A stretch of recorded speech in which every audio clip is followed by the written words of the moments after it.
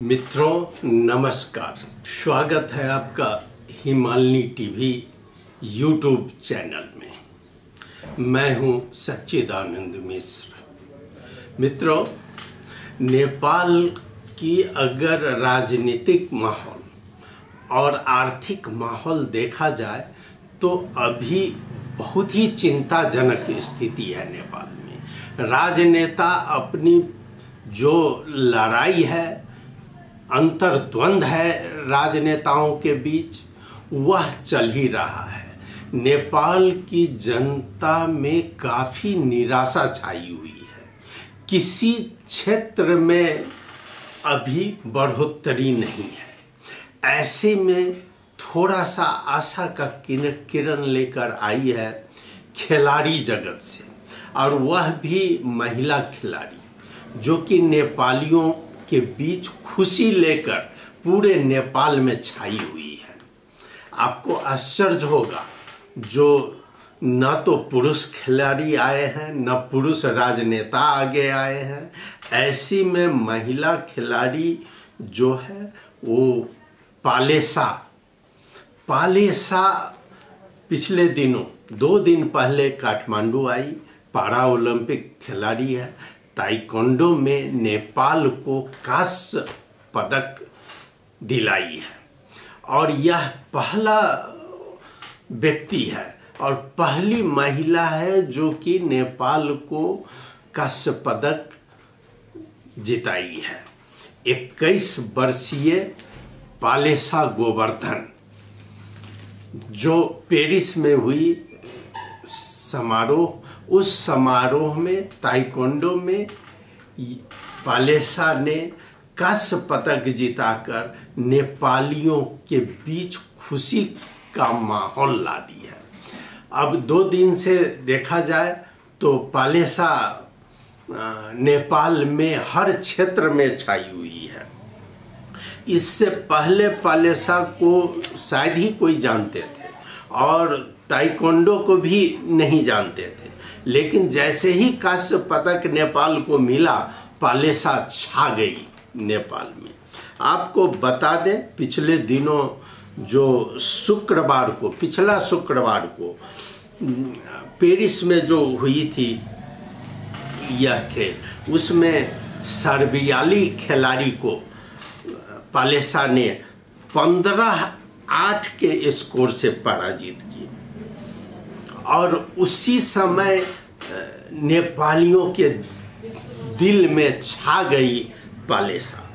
Paris में हुए इस खेल में इस K44 कैटेगरी के महिला 57 kg के नीचे वाले खेल में पालेसा ने यह पदक प्राप्त की, और पाते ही यह नेपालियों के बीच में खुशी का माहौल आ गया। मैं बता दूं, जो 2 दिन पहले पालेसा काठमांडू आई है, तो काठमांडू में उनका भव्य स्वागत किया गया। जैसे ही पालेसा एयरपोर्ट पर आई, सुबह के 8 बज रहे थे, और 8 बजे वहाँ पर सभी खिलाड़ी पहुँचे हुए थे। नेपाल के खिलाड़ी जगत से भी खेलकूद मंत्री भी वहाँ मौजूद थे। उसके बाद में खेलकूद परिषद के सभी अधिकारीगण और सभी खिलाड़ी 8 बजे उनको लबक लिया यहाँ के खिलाड़ियों ने, और एक रथ बनाया गया था जो कि टोयोटा की गाड़ी थी, और उस पर चढ़ाकर स्वयं मंत्री, खेलकूद मंत्री तेजूलाल चौधरी थे बगल में, दूसरे बगल में सदस्य सचिव टंकलाल घिसिंग थे, और उसके साथ सभी खिलाड़ी मिलकर वहाँ से एक तो फोटो खिंचवाने की भीड़ लगी हुई थी। फिर भी ट्रैफिक ने ऐसा बंदोबस्त किया था कि उनको वहाँ से गौशाला होते हुए और भद्रकाली होते हुए खेलकूद परिषद त्रिपुरेश्वर में लाया गया। त्रिपुरेश्वर में लाकर करीब 1.5-2 घंटे का यह प्रोग्राम था, और 2 घंटे का प्रोग्राम में उन्हें भव्य स्वागत किया गया। आपको बता दें कि जैसे ही त्रिपुरेश्वर का प्रोग्राम समाप्त हुआ, पलेसा गोवर्धन पहुंची नगर पालिका। महानगर पालिका में वहां बालेन शाह सहित सभी कर्मचारी तैयार थे उनको स्वागत करने के लिए। और उसी वक्त सबसे पहला पुरस्कार के रूप में नगर पालिका के मेयर बालेन शाह ने उसे 5 लाख रुपया हस्तांतरण किया। और 5 लाख रुपया देने के बाद उनके कोच नेगी को भी 3 लाख रुपया वहीं पर हस्तांतरण किया गया।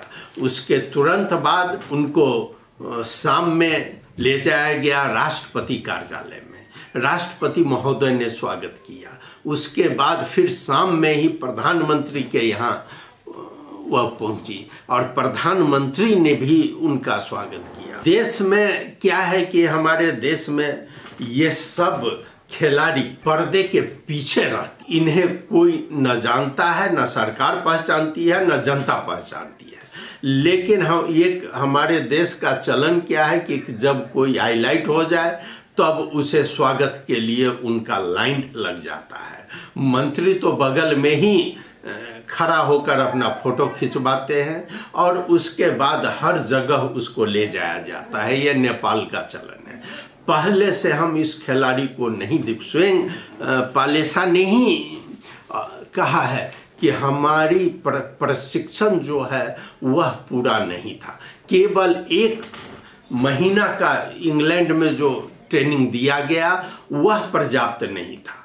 अगर इस ट्रेनिंग को करीब 6 महीना बढ़ाया जाता तो वह कांस्य के बदला गोल्ड लेकर जरूर आती नेपाल में। लेकिन हमारी कमजोरी है, यह देश की व्यवस्था है जो खिलाड़ियों पर हम ध्यान नहीं दे पाते हैं। हम केवल खिलाड़ियों अगर जीत कर मान सम्मान बढ़ा दे तो उसका नाम लेकर और उसका नाम हल्ला करने में, उसको आगे बढ़ाने में और फोटो खींचने में हम आगे रहते हैं, जो कि इस बार देखा गया। स्वयं पालेसा भी एक साधारण जगह से गई थी और वो जब पहुंची कांस्य लेकर एयरपोर्ट पर जो उनका स्वागत हुआ तो पालेसा खुद कहती है कि मैं तो ऐसा सोची भी नहीं थी कि इतने मंत्री भी यहाँ पहुंच जाएंगे और सारे खेल कूद परिषद के पदाधिकारी गण वहाँ होंगे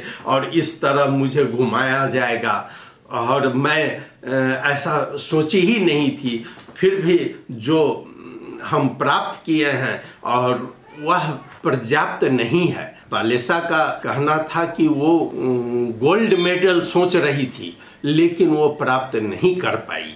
फिर भी जो भी प्राप्त हुआ है वह मेरा नहीं है, यह संपूर्ण देशवासियों का है, यह नेपाल का है। यह खिलाड़ी पालेसा की महानता है जो इतना बड़ा सम्मान और यह बोली से नेपालियों का स्वागत की। मैं आपको उसी के शब्द में बता दूं, जैसे ही वो यहाँ पहुंची तो उसका मुख्य था कि जिस रूप से हमको पेश होना चाहिए वो हम नहीं कर पाए और आगे हम जरूर उम्मीद करते हैं कि हम स्वर्ण लेकर नेपालियों के बीच में आएंगे। राष्ट्रपति महोदय ने उन्होंने भी यह बात कही कि पालेसा इस बार जो कुछ भी हुआ है वह उससे अच्छा आगे जरूर होगा और अब स्वर्ण पदक लेकर आएगी। और प्रधानमंत्री के शर्मा ओली कहाँ पीछे रहेंगे, बोलने में तो चतुर है ही। उन्होंने तो कह दिया कि यह तो नेपालियों के पक्ष में रहता है कि जहाँ भी मौका मिलता है नेपाली पीछे नहीं हटता है, वह कुछ न कुछ प्राप्त करता ही है और वह पालेसा ने प्राप्त करके दिखा दी। इसी तरह का स्टेटमेंट तेजूलाल चौधरी जो मंत्री हैं उनका भी आया और खेलकूद परिषद के जो सदस्य सचिव टंकलाल घिसिंग है उन्होंने भी कहा कि हम बहुत कम समय में इतनी बड़ी उपलब्धि हासिल किए हैं और हम आगे इससे भी अच्छा आपके बीच खेल का प्रदर्शन करेंगे। ये घिसिंग जी का कहना है। पालेसा गोवर्धन कैसे जीती उसका जो यहाँ कहना है मैं कुछ आपके समक्ष रख रहा हूँ। पालेसा किस तरह यह कांस्य पदक जीती उन्हीं के जो बोली है उसको यहाँ हिमालयन टाइम्स ने लिखा है कि at one stage I was in position of losing the bronze medal about and I was wondering what's happening to me again. I motivated myself and concentrated on the match. I am a bit more mature than in the previous edition and we also had very good preparation this time around. As I was trailing against my Serbian opponent, I changed my strategy.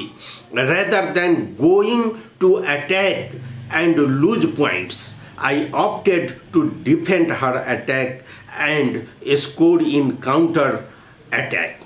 And it worked, she added. ये पालेसा खुद कही है जो कि इसमें Himalayan times में है। उसका मानना है, वो स्पष्ट रूप से कही है कि सबसे पहले अपने आप पर विश्वास करना बहुत जरूरी है। अगर हम अपने पर विश्वास करते हैं तो हम जरूर जीत हासिल कर सकते हैं, यह पालेसा का कहना है और उसी विश्वास से यह जीत हासिल की है। हाँ, इसके जीत में सबसे बड़ा योगदान है जो कि मैं बता दूं, जो कि पालेसा गोवर्धन ने ही कही है कि Govardhan described her coach Kaviraj Negi Lama as a father figure. I am fortunate to have him as a coach since my first international participation. I feel comfortable training with him rather than a coach and a player. We share the relationship like a father and daughter.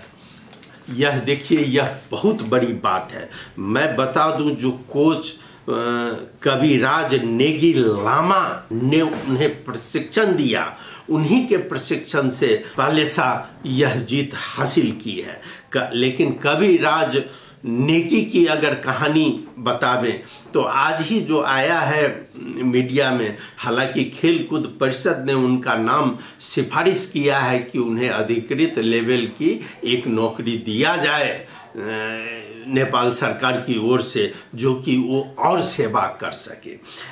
Kaviraj Negi coach स्वयं एक खिलाड़ी हैं और taekwondo में इनका बहुत ही बड़ा हस्तक्षेप है, लेकिन दुर्भाग्य इनके साथ यही है कि ये कभी नेशनल खिलाड़ी के रूप में भी नहीं आ पाए और उसका कारण यह है कि वो बार बार कोशिश किए कि उनका हाइट कुछ मिलीमीटर से कम हो जाता है। कभी उनका वेट, उन्होंने हाइट भी गेन करने की कोशिश की, लेकिन ये संभव नहीं हो पाया। यद्यपि कि वो बहुत ही ट्रेंड खिलाड़ी माने जाते हैं ताइक्वांडो में, लेकिन वो नेशनल लेवल में पहुंच नहीं पाए। लेकिन जो भी हो, उन्होंने नेशनल लेवल में नहीं पहुंचा, लेकिन आज एक ऐसे खिलाड़ी का प्रशिक्षण दिया कि वह अंतर्राष्ट्रीय लेवल का पदक लेकर नेपाल का गौरव विश्व जगत में बढ़ा दिया है। और इसका देन जाता है इसके कोच खिलाड़ी कविराज नेगी लामा को। ये हाइट कम होने से उन्होंने खैर नहीं आ पाया, वो अपना खेल नहीं दिखा पाए, लेकिन उनका प्रशिक्षण आज उनका नाम को, उनके हाइट को हिमालय पर पहुंचा दिया है। दोस्तों, मैंने इस बार अपने खेल जगत के इस खेल की गरिमा को जो आगे बढ़ाई है, पालेसा गोवर्धन को, उनको बधाई दे रहा हूं। संपूर्ण हिमालय की टीम बधाई दे रही है कि पालेसा तुम अगली बार जरूर गोल्ड लेकर आओगी। मित्रों, आपने सुना, बहुत बहुत धन्यवाद। आपको कैसा लगा आप जरूर कमेंट कीजिए, और हाँ, हमारा चैनल सब्सक्राइब करना नहीं भूलें। धन्यवाद, नमस्कार।